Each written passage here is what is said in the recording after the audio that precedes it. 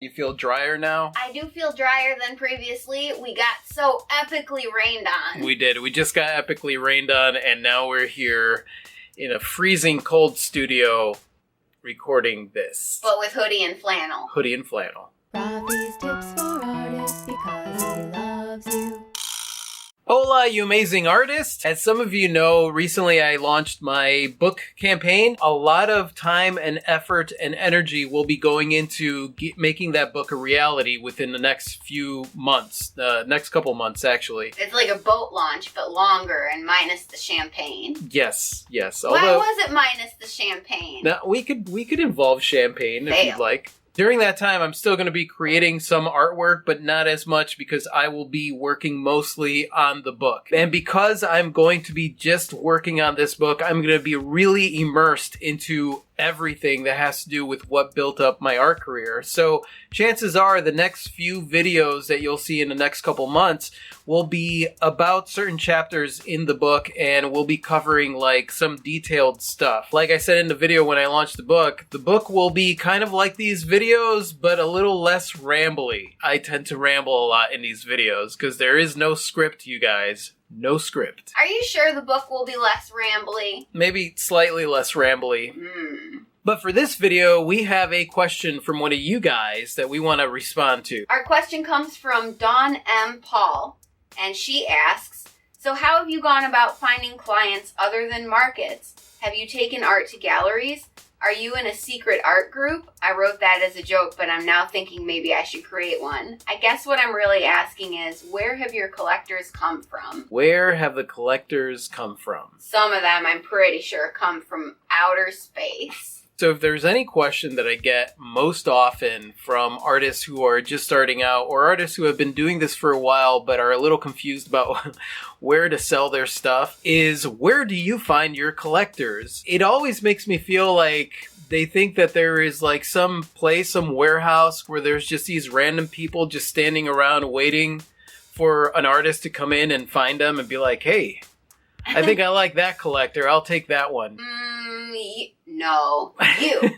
There's a lot of those artist programs out there that are like, for $1,000, we'll show you where to find collectors and sell $100,000 a month. You know, like that kind of thing. And the truth is, it's not any kind of mystery. Getting yourself outside of a mindset of, oh my God, this is hard. I don't know where I'm going to find these people.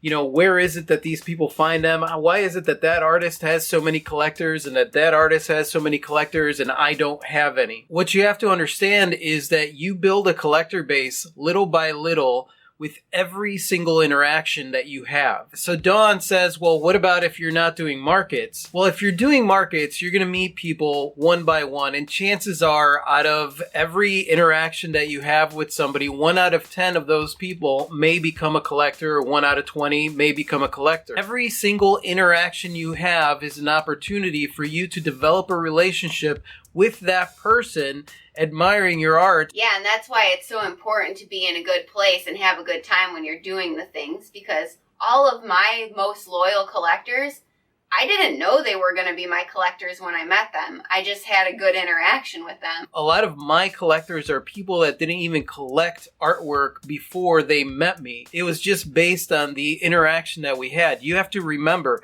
these are not collectors. These aren't people walking around with dollar signs over their head. These people are human beings that maybe fall in love with your art, fall in love with your personality, fall in love with you just in general. I think one of the biggest things is we separate that world and we think that it's this world, these are the collectors, and then these are regular humans. Collectors are not regular humans. They're people that collect art, and they're not regular people. They are regular people that you get to meet, and chances are somebody that wants to collect your artwork is somebody that you have things in common with, somebody that you could actually develop a relationship or a friendship with. And that's what you have to keep in mind. There is no collector's store. There is no place that you could go and just gather up collectors. Yeah, and as far as the different outlets, like a lot of my collectors did come from shows. Some of them came from the e-commerce shop, and they liked their email interactions with me and had a good experience. A couple of them maybe came from the galleries, but mostly those people are supporters of the gallery itself. Yeah. Usually galleries build their own collector base, and it's very rare that that patron will actually just latch on to the artist. Usually they are patrons of the gallery itself. That being said, I have a lot of artwork that's out there. People will see my artwork and see them in different places, and they make that association to Rafi. And a lot of times they're trying to figure out, like, who is that Rafi guy? And then maybe they run across my website and they see my website, they see some of my writing, they see some of these videos, they see something else about me. And at that point, they determine whether or not they like me or they don't like me, or they like my artwork or they don't like my artwork. So just remember that they're human beings that you are building a relationship with, and it's not rush mobbing a whole bunch of humans and trying to build a relationship with a whole bunch of humans, empty relationships. You're trying to build something genuine, and that genuine connection is what is going to make this person become a collector. What they get from it is artwork and your friendship. What you get from it is their loyalty and their friendship. And that's what you have to keep in mind. Yeah, it's kind of like how you guys found us. However it was that you found us and why you decided to follow us. And that's pretty much how it goes. You put your stuff out there, and when you put your stuff out there, people find you. You have to give people the opportunity to find you. That's how it works. You put your stuff, if you're an artist and your stuff is simply sitting in your studio and you don't share your artwork with the world, well, then your art essentially becomes meaningless because it doesn't have any meaning for anyone else. Now, if you're just creating for yourself and you really don't care about putting your message or yourself out in the world, then that's absolutely fine. But if you're sitting there and wishing that you had more people collecting your work, but you are not using every method available to you within reason to share your work with the world, then that's where I have to question, like, do you really want to? Do you really want to build a collector base, or do you want the easy ride? Because it's not an easy ride. You got to do this one by one, interaction by interaction, meeting by meeting, person by person. That's how you build a collector base. A lot of those online courses will say, well, you want to target your market and, do your advertising and blah, blah, blah. And there is some truth to that to a certain extent. If you love painting vineyards, then yeah, absolutely.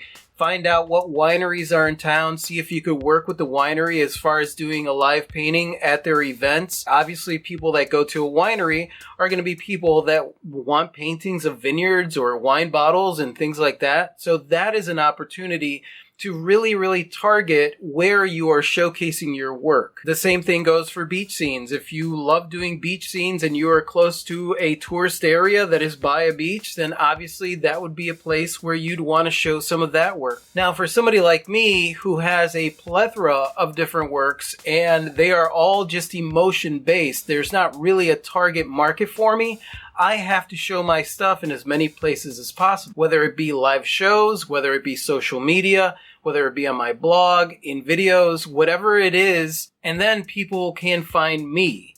And if they find me and they see the work and they like the work and they like me, then at that point there is a chance to establish a connection, and maybe that person will become a collector in the future. Yeah, and for me, my jewelry is certainly not for everyone either. It's definitely specific to my style and appeals to people who love minerals and detail work. And the rest of the people will just pass me by. Yeah, people are going to pass you by. People are going to glance at your work once and then just keep going. And you have to be okay with that. There's no secret sauce, you guys. There really isn't. There isn't any secret that only artists know or anything like that. Everything that you mentioned in there, whether it is becoming part of a secret artist group or becoming part of a gallery or doing a collective or just getting yourself out there, all of those things are possibilities to show your work even more. Whether or not you throw an impromptu pop-up show with a collective of artists or whatever it is that you do, any kind of method that you have to show your work a little bit more often in front of more people and new audiences always gives you an opportunity to find collectors. And I don't mean find collectors. You're not going to be the one that finds collectors. They need to find you. And in order for them to find you, you need to put your stuff out there. Yeah, thus far they don't make a collector detector. No, there's no collector detector. So the secret, not secret sauce is put yourself out there in as many ways as you can and make sure you're representing yourself how you want to be represented, i.e., with a smiling face and a willingness to engage. Exactly. Now, I'm not advocating that you put yourself out there in all the places and you stress yourself out. Like I said, within reason. If you want to share on Facebook, if you want to share on Twitter, if you want to share on social medias, or you want to put on a website, or you want to do whatever it is, make sure that it is within reason for you, that it is something that you could easily manage, because first and foremost is the creation of the work. Number 2 is showing your work. That's it. If I were to put rules to becoming an artist, it is number 1, create work. Number 2, share your work. Simple as that. That's what gets you started in an art career. There's nothing else to it. Create work, keep creating work, keep getting better, keep improving, keep playing around, keep experimenting, keep growing as an artist, and keep showing your work and showing your work and showing your work. Don't let your work just stagnate sitting in a studio where nobody's going to see it. So if you want to use like our subscribership as an example, you guys found us. We could stress ourselves out and do a whole bunch of stuff that it would take to get to like 1 million subscribers really quickly. But we've decided to go for quality. So you guys that have found us and stuck with us, a lot of you, because we have a connection and we resonate as far as ideas go. And that's the thing. I'm not in any rush to find more people to follow us.